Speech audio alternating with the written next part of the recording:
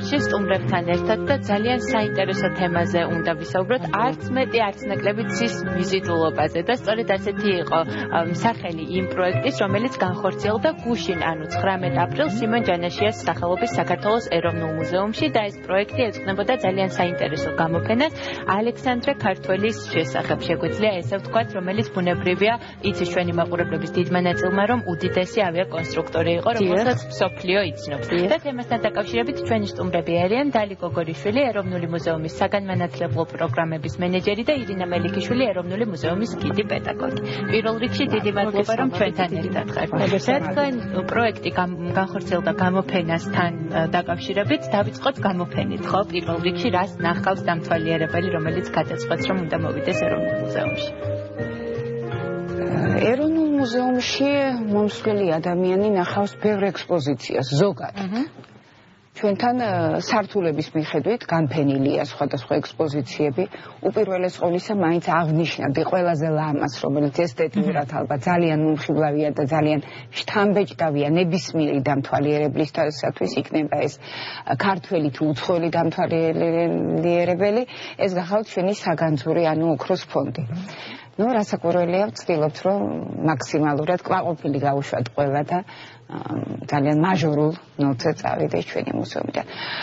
გარდა ამისა, არის სართულების მიხედვით კიდევ სხვა გამოფენები, ეს გახლავთ საჭურველის გამოფენა, გახლავთ არქეოლოგიური გამოფენა, გახლავთ საქართველოს ოკუპაციის მუზეუმის სახელწოდებით ცნობილი, ანუ პატარა მუზეუმი ჩვენს მუზეუმში. იმართება ხოლმე სხვადასხვა თემატური გამოფენები.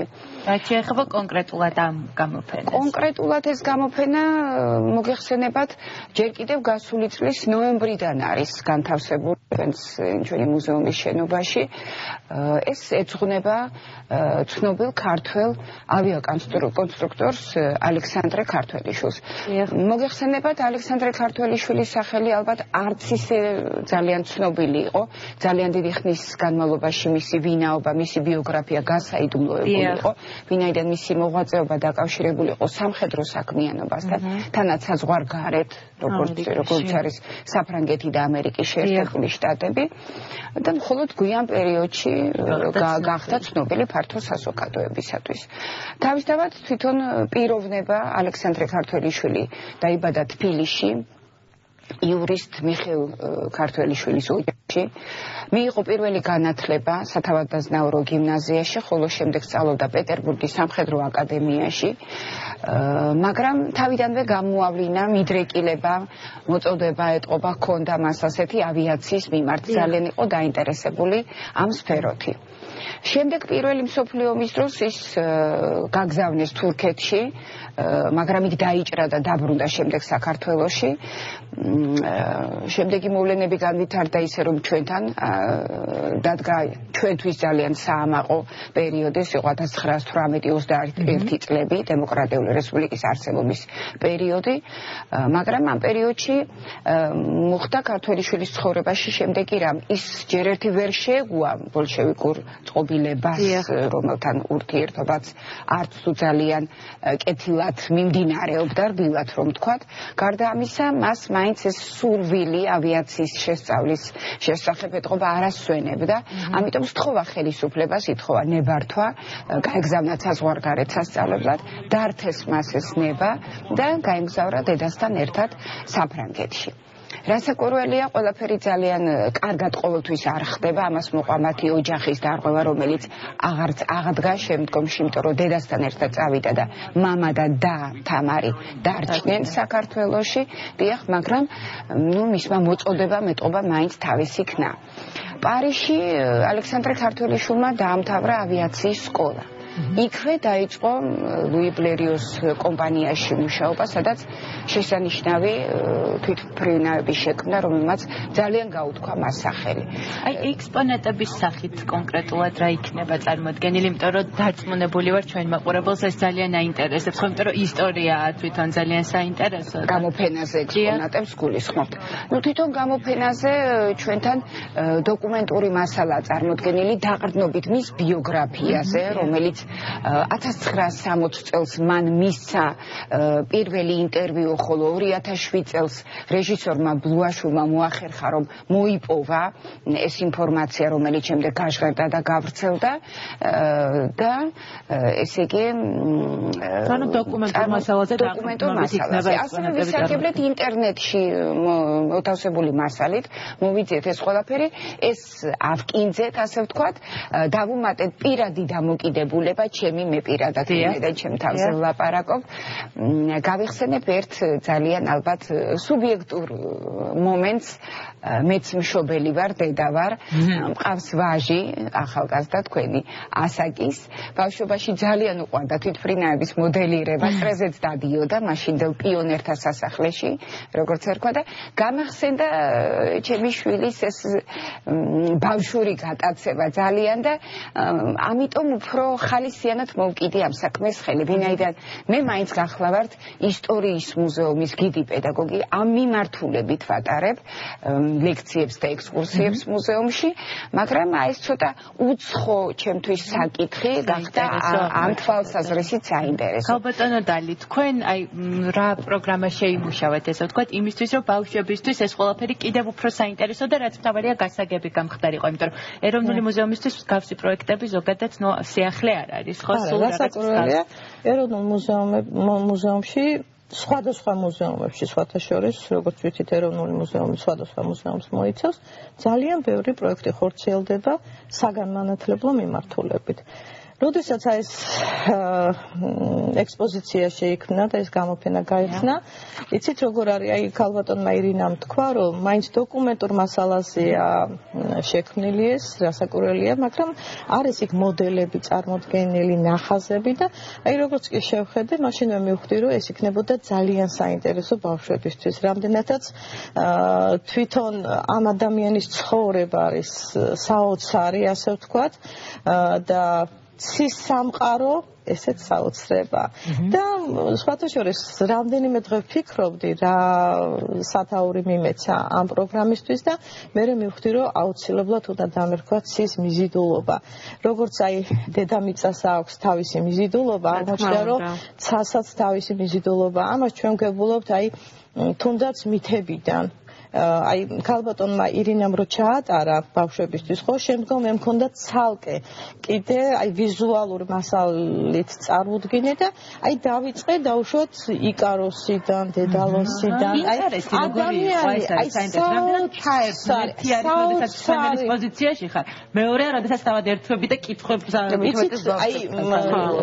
ჩვენთვის ეს არის ძალიან დიდი ბედნიერება, რომ ერთმანეთს არ აცლიდნენ კითხვებს, იმიტომ რომ იმდენი რაღაცა იქიდან რო იწყებ მითოლოგიიდან რომ ადამიანს მუდმივად უნდა ჩიტივით ფრენა ხო და მე მოდიხარ ნელა მოდიხარ და ლეონარდო და ვინჩიზე რომლის პერიოდშიც დაუშვათ მანქანაც კი არ არსებობდა არანაირი და ადამიანი უცებ ისეთ საფრენ აპარატებს იგონებს რომ შეულმფრენი პარაშუტი ნუ არ ვიცი ხა საოცარი სამყაროა მე თვითონ ეს მე თვითონაც კი შევქმნილი სახში დღეს მინდოდა წამოღება მაგრამ რატომაც მომერიდა საჰაერო ბურთები ესენიც საოცრება ჯერ ეგეთი ძალიან ლამაზია როგორც აღმოჩნდა დღეებიც კი არის გამოყოფილი როდესაც სამის დღესასწაულები ტარდება და ვიფიქრე რომ ეს ექსპოზიცია გვაძლევდა იმის საშუალებას რომ ბავშვებისთვის მოგვეწყო დღესასწაული ხშირად მუზეუმის სივრცე შეიძლება არ იყოს საინტერესო ბავშვებისთვის თუ სწორად არ არის მიწოდებული ეს ინფორმაცია მათთვის უბრალოდ შეიძლება საინტერესო არ იყოს და არ გაჩერდეს ბავშვი გარკვეული დროის განმავლობაში მუზეუმის სივრცეში და მაგალითად შემიძლია გითხრათ რომ ძალიან ბევრი სკოლებია უკვე ჩართული რომლებიც ხშირად მოდიან იმიტომ რომ იციან საიტზეც გვაქვს ჩვენ განთავსებული ყოველთვის ახალს რას ვთავაზობთ და იცით როგორ თქვა და დასწრებაზეა ხოლმე იმიტომ რომ ზოგჯერ ივსება რაოდენობა და შემდგომ ვეღარ ახარხებენ და ძალიან გული წყდებათ იმიტომ რომ ეს პროექტი მაგალითად იყო ერთჯერადი და გარკვეულ რაოდენობაზე ელექტრონულად უნდა გაევლოთ რეგისტრაცია თუ სკოლებმა ელექტრონულად შემოდიან და ელექტრონულად გადიან რეგისტრაციას დასაფლებულები უნდა იყვნენ ყოველდღიურად ამას ნახულობენ და დამეგობრებული სკოლებიც პროექტი ყავს და იცით როგორ არის, აი თვითონ პედაგოგებისგან ვიცით, რომ სხვათაშორის გაკვეთილებს არ აცდენენ, აი ზოგჯერ არის რომ იციან რომ სადღაც რომ მიდიხარ გაკვეთილებს არ აცდენ, გაკვეთილების შემდეგ მოდიან დაუშვათ მუზეუმში და ეს არის მათთვის აი სრული ბედნიერება. აღნიშნეთ რომ ეს იყო ერთჯერადი პროექტი, ანუ მსგავსი რაღაცა სერიული პროექტები არ განხორციელდება. კი, როგორ არა. იცით როგორ არის თვითონ მუზეუმში, ეროვნულ მუზეუმში სპეციალური განყოფილება არსებობს, ეს არის საგანმანათლებლო განყოფილება, სადაც სხვადასხვა მუზეუმში შემუშავებული წლიური პროგრამა არსებობს. ანუ ყოველ 3 თვეში ერთხელ გამოდის ბროშურა, პროგრამა, სადაც ჩაწერილია აი ამ 3 თვის მანძილზე, რაზე შეუძლიათ ჩაწერა, ეს მუდმივი არის. მაგრამ არის დროებითი ექსპოზიციები, ხო? აი როგორც დაუშვათ ეს კონკრეტული ამის წინ ჩავატარეთ დაუშვათ ძალიან საინტერესო პროგრამა, ეს იყო ალექსანდრე როინაშვილზე, რომელიც პირველი ქართველი პროფესიონალი ფოტოგრაფი იყო და აი აქ უკვე დაახლოებით 300 ბავშვამდე მოვიდა. სამომავლო პროექტები უკვე გექნებათ ალბათ გონებაში, კი, აუცილებლად ეს სამომავლოდ ეხლა მაისის თვე მოდის და მაისის თვე საერთოდ მუზეუმის თვეთ არის აღიარებული, რამდენადაც მუზეუმის დღე იწყება, მთელი კვირეული იქნება 18 მაისის შემდგომ და ბევრ სიურპრიზებს თავაზობს ეროვნული მუზეუმი წელს, ნუ ფიროსმანთან დაკავშირებით რასაკვირველია შარშანაც ჰქონდა ეს ფიროსმანის დღე, დიახ და პერსონაჟებად გადაიქცნენ თვითონ იქ მონაწილეები. აი წელს ცოტა სხვანაირი მიმართულება გვექნება, მაგრამ თვითონ აი ყველა მუზეუმი იქნება წელს ჩართული ერთი განსაკუთრებული დღით და ამას მე არ ვიტყვი, ჯობია ეს თვითონ მუზეუმის ხელმძღვანელობა მისაუბროს ამაზე, უბრალოდ მუშაობთ ამაზე, აი იმის თქმა მინდა. იცით ძალიან საინტერესო პროგრამა გვაქვს კიდე ვაპირებთ აი ხა მუზეუმები ჩინეთსა და საქართველოს ეროვნულ მუზეუმში მემორანდუმი გაფორმდა და აი ჩინეთთან დაკავშირებით ჩვენს მუზეუმში არის ჩინეთის საკმაოდ საინტერესო ნიმუშები წარმოდგენილი და აი პირადად მე მუშაობ ამ პროექტზე საოცარი დავუბრუნდეთ ჩვენს პროექტს ის მიზიდულობა ბოლო ქონდა ბოლო აკორდი იყო განსაკუთრებით დასამახსოვრებელი და შთამბეჭდავი როდესაც თვითმფრინავები გავუშვეს მონაწილეებმა ხო? იცით როგორ არის აი ასეთ პროექტს როდესაც ვაკეთებთ ხო აუცილებლად არის საინფორმაციო მასალა და ძალიან ბევრ რაღაცას იგებენ ბავშვები აი ქალბატონი შემეცნებით აუცილებლად და შემდგომ აუცილებლად ვახვედრებთ გასართობებს ეს არის გასართობი აქტივობები პირველ რიგში გავაკეთეთ ის რომ მათ მოახერხეს და ჩახატეს აი ალექსანდრე ქართველის კონტურებად არის წარმოდგენილი ეს ესკიზები თვითმფრინავები შემდგომ გავაკეთეთ ფერადი საჰაერო თვითმფრინავი რომელიც სხვათა შორის პლანერის ფუნქციას ασრულებს და აი ეს თვითმფრინავები გავშვით დრონიც ყავდა სხვათა შორის რომელსაც და მუსიკა იყო აუცილებლად მუსიკის ფონზე ხდებოდა მუსიკა თარგმნელს ბუნებრივია სცენამ ყველაფერს. მე ასევე მინდა ვისაუბრო ამ პროექტის და მსგავსი პროექტის მნიშვნელობაზე. დღეს სოფლიოში თანამედროვე მუზეუმში ეს არის აპრობირებული ფორმა, როდესაც ბავშვებისთვის რაიმე მნიშვნელოვანი ინფორმაციის მეწოდება სწორედ აი ამ ფორმით ხდება. რისთვის არის საჭირო, მოდი ასე ვთქვათ, რას ძენს ბავშვს მსგავსი პროექტები?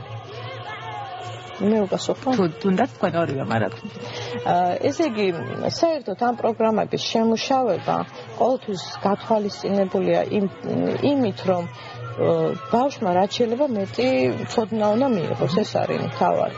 შემდგომ მუზეუმი რასაკვირველია, იმიტომ რომ ისედაც შეიძლება მუზეუმში მოვიდეს ბავშვი, დაათვალიეროს, რაღაც 1-2 დაემახსოვროს და წავიდეს, ხო? მაგრამ ამ შემთხვევაში არის იცით, აი მიმართულება მიცემული. მაგალითად, მე ხელოვნების მუზეუმში ვარ და იქ ხო გვაქვს დაუშვათ ეს კალენდარული პროგრამა. საგანძურიდან გამომდინარე, სადაც ქართული შუა საუკუნეების ქრისტიანული ხელოვნების ნიმუშებია, ხო?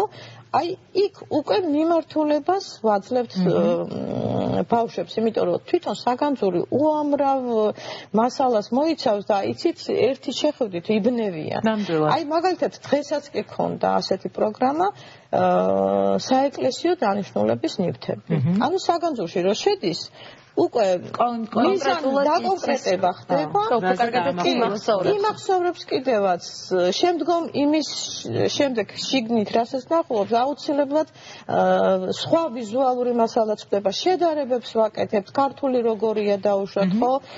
სხვა ქვეყნებში როგორ ხდება, მხატვრებთან როგორ არის ესა თუ ის ქრისტიანული სცენა წარმოდგენილი, ამის შედარება და მე თავისი აზრის გამოთქმა და ასე შემდეგ, რა ვიცი, ყოველ შემთხვევაში მათთვის შემეცნებითი თვალსაზრისით ძალიან მნიშვნელოვანია, იმიტომ რომ ძალიან ბევრ რაღაცას იგებენ, იმახსოვრებენ და უხარიათ. ქალბატონო ირინა, მაყურებლისთვის დარწმუნებული ვარ, ძალიან ბევრს გაუჩნდებოდა სრული გამოფენა როდემდე გაგრძელდება.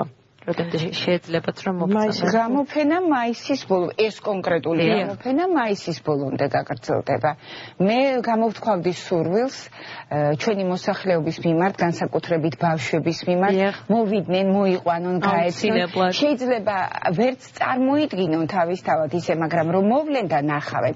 განსაკუთრებით ცოცხლად ურთიერთობა თუ ითხოვენ, მართალია ეს გუშინდელი პროექტი ერთჯერადი იყო, ასეთი მასშტაბით შედგა, მაგრამ თუ გამოთქვამენ სურვილს და ჩვენ უკვე გამოცდილება გვაქვს ეს გავიარეთ, მე არ დავზარდები პირადად მე ჩემთანზე შემიძლია თქვა, არ დავზარდები რომ რაღაცა კიდევ ახალი ინფორმაცია მივაწოდო. ნამდვილად ვარ ძალიან მოტივირებული, ნამდვილად მაქვს ძალიან დიდი სიყვარული ბავშვების მიმართ, სხვა პროექტშიც ვარ ჩართული და ეს დამოკიდებულება ბავშვებთან ურთიერთობის მაქვს უკვე გამომუშავებული ისეთი რომ ყოველთვის ვთხოვ ხოლმე რომ თუ მოგეწონათ სახლში რომ წახვალთ, მიბრძანდით, უთხარით თქვენს დებს, ძმებს, მეგობრებს, გავიარეთ გაბეჭდილება რომ მოვიდნენ კიდევ და რაც შეიძლება მეტი პროპაგანდა გავწიოთ კენოვისა, რომელსაც ჩვენ ვეხმარებით. მე ძალიან დიდი ჩვენ ვემსახურებით, ძალიან დიდი მადლიერება მინდა გამოვხატო იმის გამო, რომ აი ხვდაწილად ეს ბედნიერება ამ არაჩვეულებრივ პროექტში მიმეღო მონაწილეობა, ყოფილიყავი თანამონაწილე და თანა წამყვანი, ამისათვის დიდი მადლობა მუზეუმს, ქალბატონ დალის. ჩვენგან დიდი მადლობა თქვენ იმისთვის, რომ დღეს ჩვენთან ერთად იყავით, ასე რომ ჩაუსაფრდით მუზეუმის Facebook-ის გვერდს, რომ შემდეგი საინტერესო საგანმანათლებლო პროგრამა საერთოდ მუზეუმის, ეროვნული მუზეუმის ვებ-გვერდზე. ძალიან დიდი მადლობა თქვენ საინტერესო საფრთხისთვის შევისვენოთ. ჩვენ და ძალიან საინტერესო სტუმარი გველოდება. ჩვენ ასე რომ მაყურებელობ დარჩი ჩვენთან ერთად. ახალი თარგმანის შესახებ ვისაუბრებთ, რომლის პრეზენტაციაც რამდენიმე დღეში იგეგმება და დიახ.